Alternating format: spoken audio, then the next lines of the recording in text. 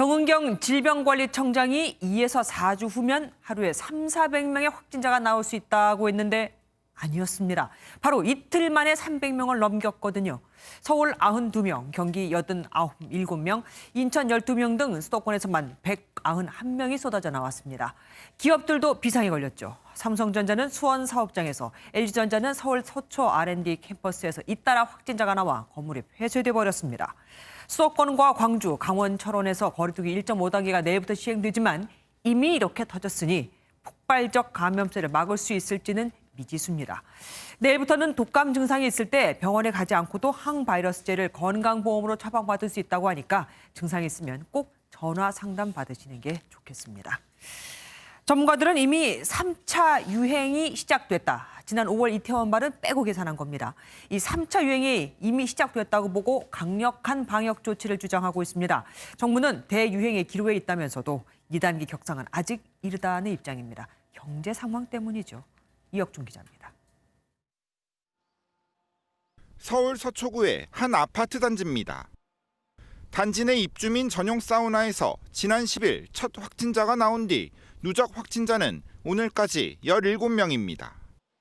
서울 성동구 체육시설에선 18명이 확진됐고 안산 상록구의 수영장에서도 13명이 감염됐습니다. 세 곳 모두 밀폐된 일상생활시설입니다. 감염병 전문가들은 이미 전국적인 대유행이 시작한 것으로 보고 있습니다.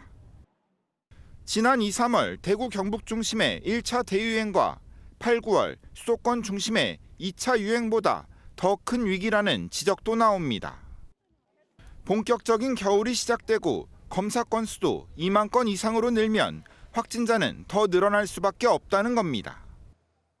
수도권뿐만 아니라 전국 각지에서 확진자가 늘고 있기 때문에 2단계로 올려서 굵고 짧게 환자 발생을 좀 줄이고. 전문가들은 중환자 병상 119개가 남아있긴 하지만 확진자 수가 급증하면 당장 이번 주말부터 병상이 부족해질 것으로 보고 있습니다. 정부 역시 위기감엔 동조하지만 거리두기 2단계 격상은 배제하고 있습니다.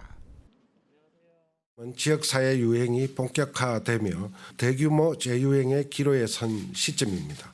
2단계로 격상을 하지 않고 상황을 반전시키는 것이 무엇보다 중요합니다.